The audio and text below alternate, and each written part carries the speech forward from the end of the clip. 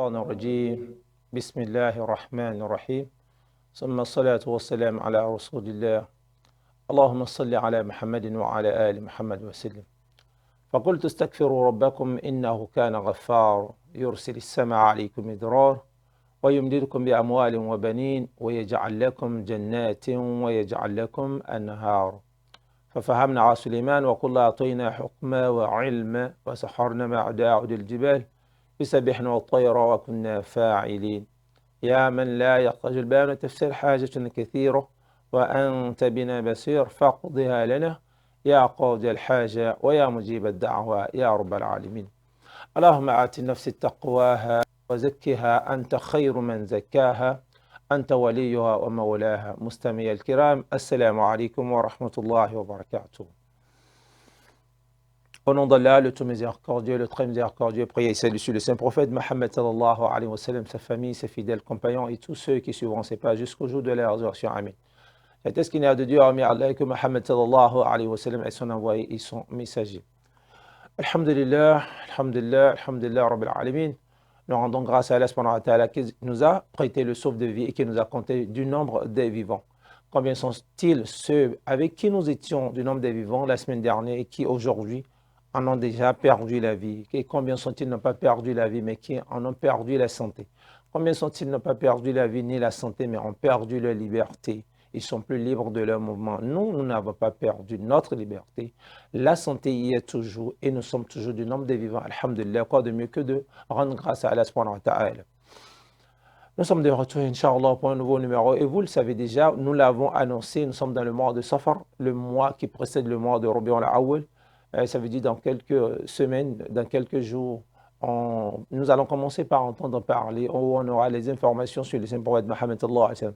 Mais nous n'avons pas voulu attendre le mois de Rabi'ul Awwal avant de mettre la lumière sur le messager d'Allah, le saint prophète Mohammed sallallahu alayhi wa sallam. Et la dernière fois, nous avons fait un petit rappel sur la toute première révélation. Comment est-ce qu'il a eu la visite de l'ange Gabriel dans la grotte de Hira? Quelle a été sa réaction à lui, la réaction au prophète Mohammed sallallahu alayhi wa sallam, une fois qu'il a quitté les lieux en toute vitesse et qu'il a quitté la grotte de Hira, bien sûr, en toute vitesse et qu'il est revenu à la maison? Quelle a été sa réaction? Qu'est-ce qu'il a dit à sa femme? Comment est-ce que sa femme a su que c'était un ange? Nous avons mis la lumière sur ça. Et grâce à l'intervention de l'oncle à la femme, c'est-à-dire grâce à l'intervention de Waraqa ibn Nawfal, qui était l'oncle de Khadija bint Khuwaylid, on a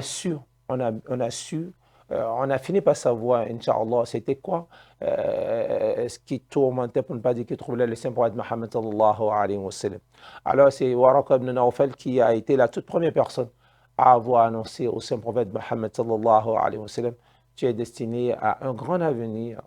Ton mari, il disait ça à sa cousine, ton mari est appelé à être le plus grand des prophètes de tous les temps. Il est appelé à parachever la religion d'Allah sur terre, à finir ce qu'ont le père du monothéisme pur, à savoir le prophète Abraham, Halilur Rahman, alayhi abdul salatu wassalam, l'œuvre qu'il a commencé en son temps, et lui et ses enfants Ismaïl et Ishaq, et tous les prophètes qui les ont suivis, à savoir Yaqub, Yusuf, Ayoub, Shu'aib, Moussa, Harun, Zulkifl, etc., etc., etc., jusqu'à Moussa, Isa et Mohammed, alayhi abdul salatu wassalam.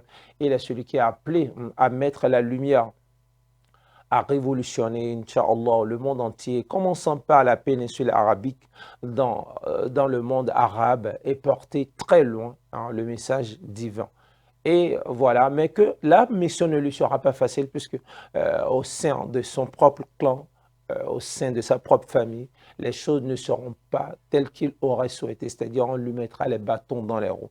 Et que c'est lui, Waraqa ibn Nawfal, si lui, Waraqa ibn Nawfal, était toujours du nombre des vivants, qu'il sera la toute première personne à avoir accepté le message de la part de Mohammed. Mais malheureusement, avant que la propagation de l'islam ne commence, Waraqa ibn Nawfal n'était plus du nombre des vivants.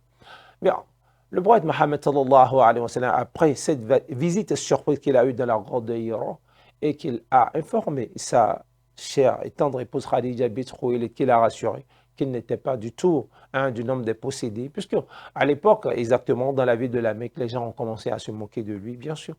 Un peu comme quand vous avez ce que les autres n'ont pas, quand vous apportez un message différent du message qu'il y a en son temps, quand vous avez une particularité que les autres n'ont pas, quand vous êtes différent de tous les autres, ne pensez pas que les premiers jours vous seront faciles, non.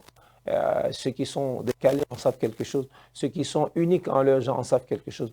On n'est pas directement accepté par le monde qui nous entoure. Ce n'est pas pour rien qu'on dit nul n'est jamais prophète chez soi. Vous attendez à ce que ceux de la maison vous accompagnent, ils seront les premiers à vous abandonner. Pourquoi? Ça a toujours été comme ça. Il y a ceux qui le feront pas pure jalousie. Il y a ceux qui le feront parce qu'ils n'aimeraient pas vous voir à cette position. Ils auraient souhaité que ça soit encore une autre personne.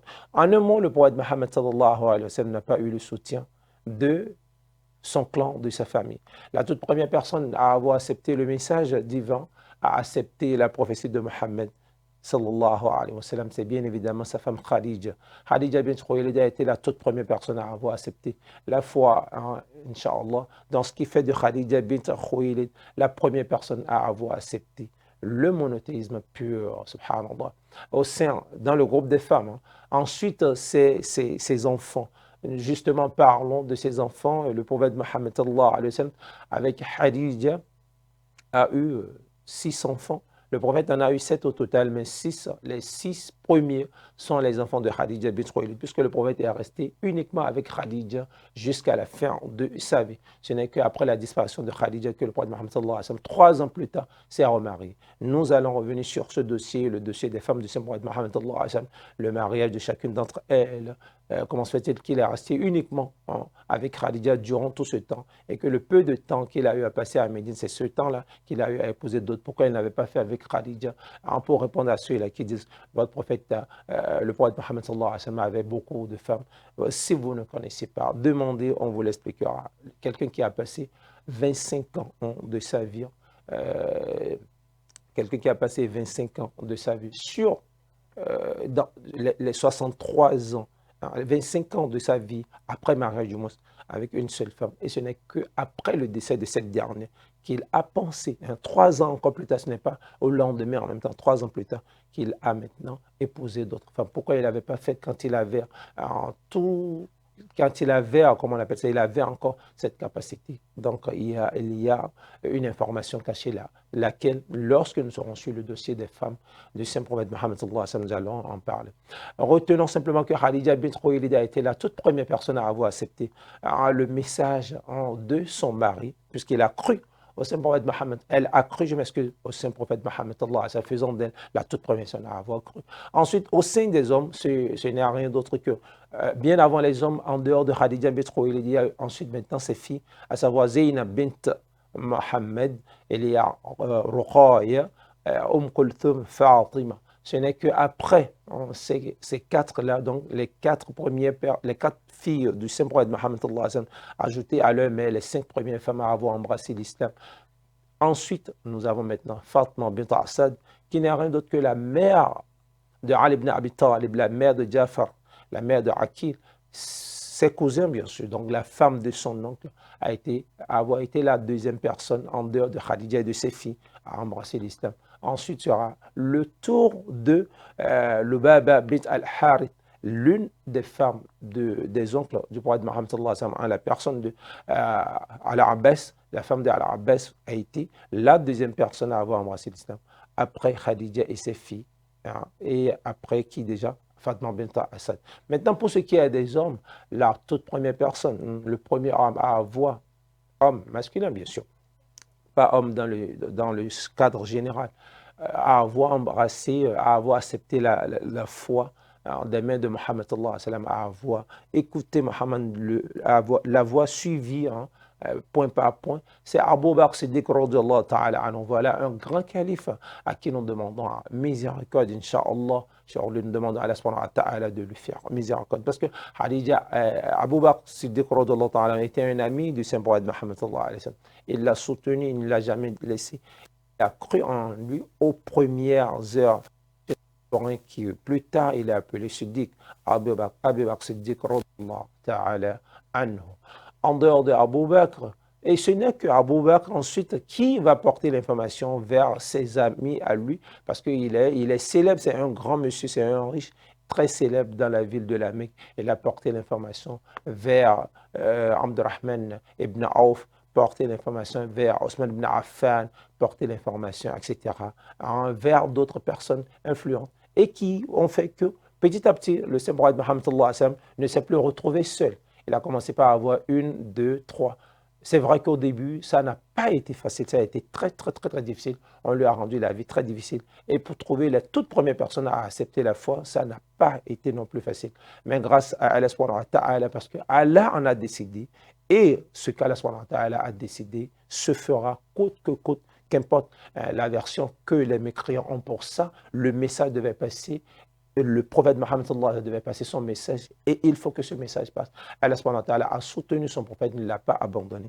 Et petit à petit, les gens ont commencé à adhérer à la religion islamique, à écouter, à délaisser l'idolâtrie, à revenir vers la seule et unique religion qu'Allah subhanahu wa ta'ala a révélé à tous les prophètes, à savoir l'adoration de Dieu unique et délaisser tous les autres, les faux dieux, c'est-à-dire les idoles, à abandonner l'idolâtre petit à petit.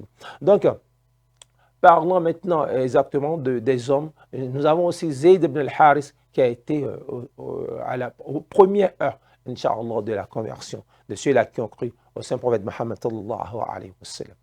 Après cela, le premier garçon, hein, nous avons déjà connu la première femme à avoir accepté la foi, le premier homme à avoir accepté la foi. Maintenant, le premier garçon à l'avoir accepté aussi, c'est Ali ibn Abi Talib.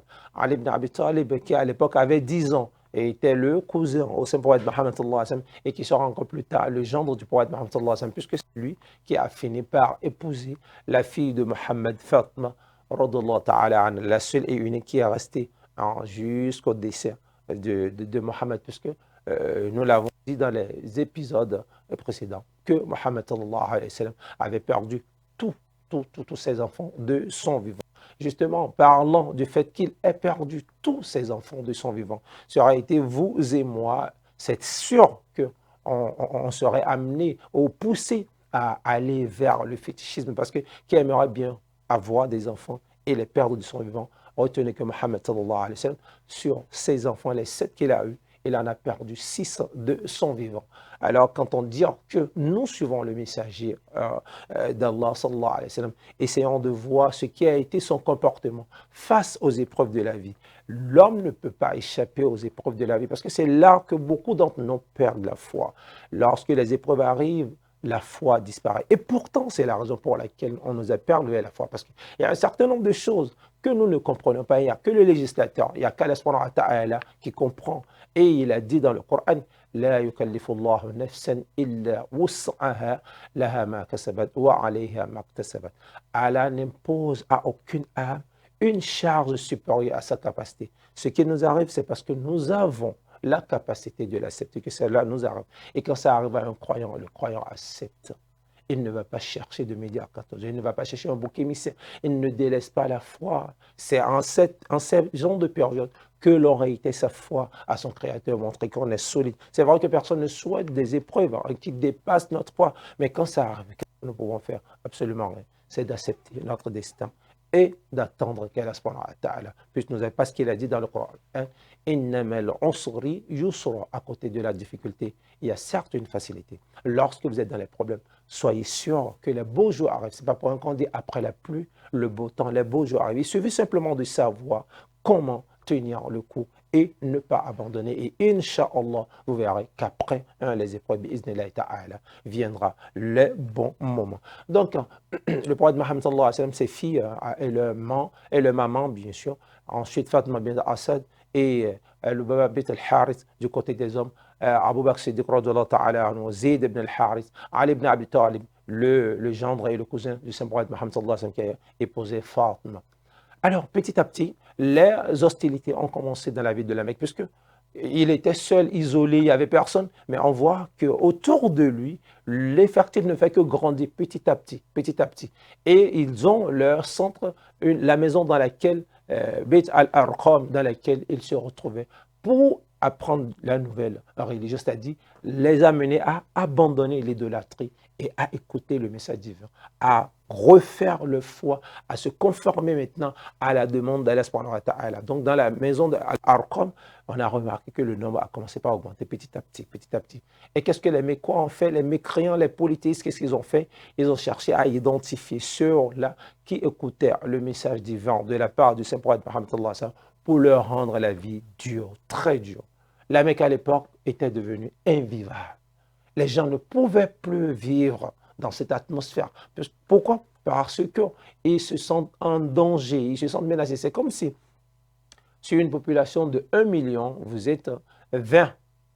Oui, pour que vous puissiez comprendre et voir les difficultés qu'ont traversées les premiers Sahaba. Parce que quand on parle de Sahaba, c'est des gens qui sont restés avec le Saint-Prophète Mohammed, l'ont soutenu pendant les périodes les plus chaudes, les plus difficiles en de l'islam, lorsque celle-ci avait commencé dans une Arabie pétrie d'idoles où nous avons, subhanallah, où l'idolâtrie était à son apogée à l'époque. Ce n'est pas facile. C'est comme si vous habitez aujourd'hui l'Inde. Regardez l'Inde, c'est l'hindouisme.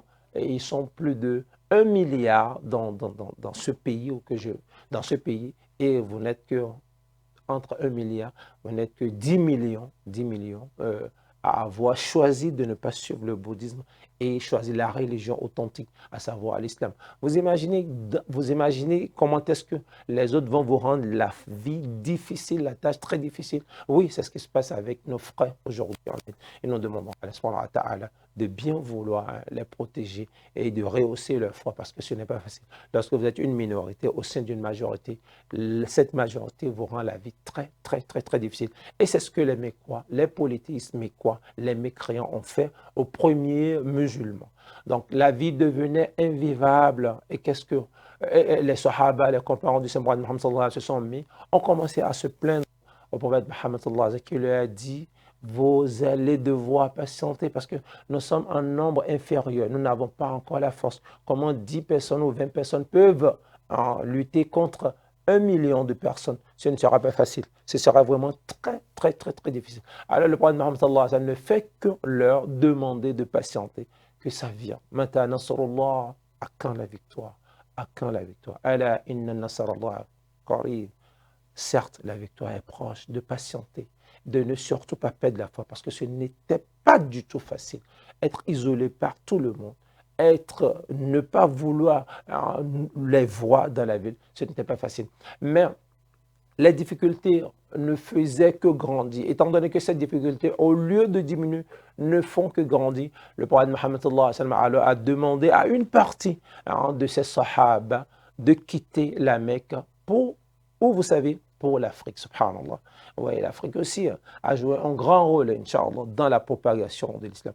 Nous profitons de l'occasion pour demander à Allah subhanahu wa ta'ala de bénir ce continent, le continent africain, de nous accorder également un développement qui cadre avec la foi, un développement où les Africains seront à l'abri des calamités, seront à l'abri des guerres, de la famine, où les Africains aussi seront les leaders de demain, pourront rivaliser avec les autres populations des autres continents, Inch'Allah, pour que nous ne soyons pas tout le temps ceux qui sont en arrêt, ceux dont on vient piller, ceux dont on traite de tout ce que vous savez là. Alors, le prophète Mohammed a demandé aux premiers Sahaba, à ses compagnons, de bien vouloir quitter la Mecque et pour migrer en Abyssinie. L'Abyssinie de nos jours, c'est ça l'Éthiopie. Donc, les premiers Sahaba ont quitté la Mecque pour aller en Abyssinie. Pourquoi? Parce que la Mecque devenait de plus en plus invivable. Ils ne pouvaient plus rester. Ils ne pouvaient plus rester dans cette ville. Et qui était le tout premier à avoir accepté de quitter la Mecque parce qu'il y avait d'autres parmi eux qui étaient restés malgré les difficultés. Les gens comme Abu Bakr Siddiq, ils ont choisi de rester, qu'importe la manière dont les mécréants les traitaient, eux ils ont choisi de rester à la Mecque, rester auprès du Saint-Prophète Mohammed parce que lui aussi, sa vie était en danger. Mais ce qui fait que le Mohammed était un peu était un peu plus protégé que ses sahaba, c'est à cause de son oncle Abu Talib. C'était son oncle, puisque c'est une personne importante dans la ville, c'est un notable de la ville de la Mecque. Alors, par respect à ce notable-là, à cette personnalité, l'on ne pouvait pas toucher, ne serait-ce qu'un cheveu du Saint-Prophète Mohammed. Puisque à l'époque, il faudrait que vous ayez des clans pour vous protéger. Il faudrait que vous formiez des coalitions pour pouvoir sécuriser votre zone, sécuriser votre famille.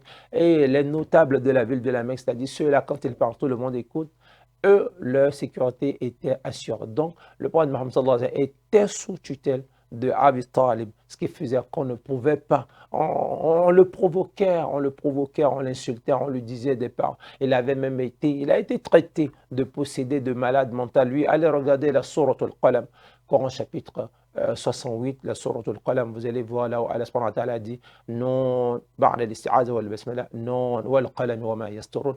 ما أنت بنعمة ربك بمجنون وإن لك لأجر غير ممنون وإنك لعلى خلق عظيم. Alors, toi, Mohammed, tu n'es pas un possédé. Allah a dit non, ne les écoute pas.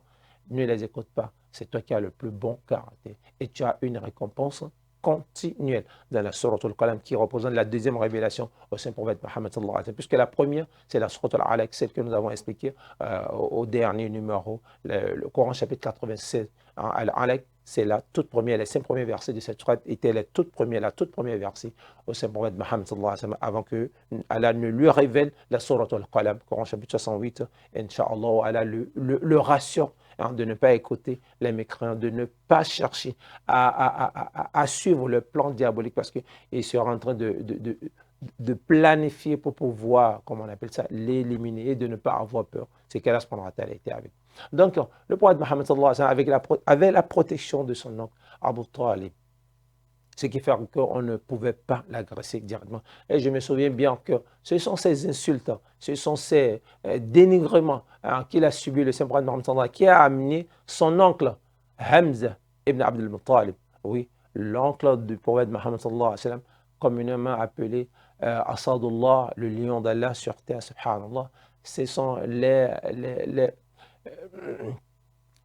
conditions, pour ne pas dire les provocations que subissait le saint prophète Mohammed sallallahu alayhi wa sallam qui a amené Hamza ibn Abdel Muttalib à accepter, à se convertir. Bien voilà, comme vous êtes en train de vouloir nuire à mon neveu, alors vous ne voulez pas voir des gens le suivre, l'écouter. Moi, Hamza, je décide de l'écouter. Voilà comment est-ce que son oncle Hamza, puisque dans sa propre famille, ils n'étaient pas nombreux à avoir accepté la foi. Il n'y a que deux oncles, à savoir Hamza ibn Abdul Muttalib et Al-Abbas ibn Abdul Muttalib. Même Abu Talib qui l'avait protégé, l'a protégé, mais n'avait pas accepté la foi, n'avait pas délaissé l'idolâtrie. Il protégeait simplement Mohammed pour qu'il ne soit pas agressé. Donc, les tout premiers musulmans, je le dis, ceux-là qui ont émigré, qui ont accepté quitter la Mecque, puisqu'ils ne pouvaient plus tenir le coup les différentes provocations. Ils étaient au nombre de 12, à savoir Jaish ibn Riyab, Abdallah ibn Jahash, ensuite Ja'far ibn Abi Talib. Ja'far ibn Abi Talib était le leader de la délégation. Nous avons Osman ibn Affan, radiyallahu ta'ala anhu, et son épouse Ruqayya bint Mohammed. Nous avons Abu Hudhayfa ibn Utba. Nous avons Sahla bint Suhayl, l'épouse d'Abu Hudhayfa. Nous avons Zubayr ibn al-Awwam. Nous avons Mus'ab ibn Umair. Nous avons Abdurrahman ibn Auf, nous avons Abu Salama, de son vrai nom, Abdallah ibn Abdel Assad, nous avons Salama également, Osman ibn Ma'azoum et Amir bin Rabi'.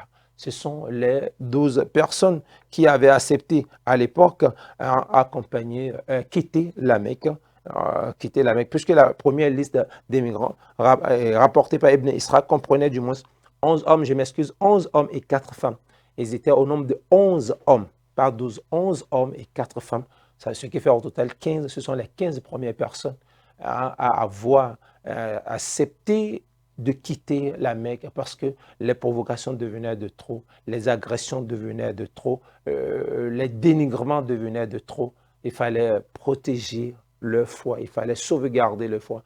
Et ils ont préféré quitter la Mecque pour aller se réfugier, Inch'Allah, en Abyssinie, qui n'est rien d'autre que l'actuelle Éthiopie, où vivait à l'époque un roi chrétien qui a accepté hein, les accueillir. Quand bien même les polythéistes ont tenté de les suivre et d'aller les saboter là-bas pour qu'on ne puisse pas leur accorder l'asile. Je me souviens de cet épisode où Ja'far ibn Abi Talib a présenté qui était qui est Isa, à savoir Jésus, au roi, pour montrer que les polythéistes étaient là simplement pour pouvoir les saboter, et qu'ils n'étaient pas en Abyssinie pour mettre en péril la stabilité du pays, puisque les polythéistes avaient la capacité, hein, ils avaient les moyens qu'il faut, hein, pour être là-bas avant eux, raconter du faux sur eux. Mais Allah ne les avait pas abandonnés, n'avait pas abandonné les Sahaba du Saint-Prophète Mohammed sallallahu alayhi wa sallam. Le roi a accepté, accordé l'asile à ces tout premiers musulmans. Ce sera sur ces quelques mois, Inch'Allah, que nous allons mettre fin, bi'idhnillah ta'ala, à l'émission du jour. Qu'est-ce qui s'est passé après le déplacement des premiers musulmans de la Mecque vers l'Abyssinie, les premiers Sahaba qui ont cru à Mohammed, à la mission de Mohammed, qu'est-ce qui s'est passé après? Et Inch'Allah, on aura le temps, bi'idhnillah ta'ala, qu'Allah nous accorde le souffle de vie, hein, de vous apporter un peu plus de détails là-dessus. علمنا ما ينفعنا وانفعنا بما علمتنا وزدنا علما يا رب العالمين اهدنا الصراط المستقيم صراط الذين انعمت عليهم غير المغضوب عليهم ولا الضالين امين سبحانك اللهم وبحمدك اشهد ان لا اله الا انت استغفرك واتوب اليك اللهم اغفر لابي عشان عبد الحميد جنبه وارحمه اللهم اغفر لابي عشان عبد الحميد جنبه وارحمه اللهم اغفر لابي عشان عبد الحميد وارحمه سبحان ربك رب العزه عما يصفون والسلام على المرسلين والحمد لله رب العالمين.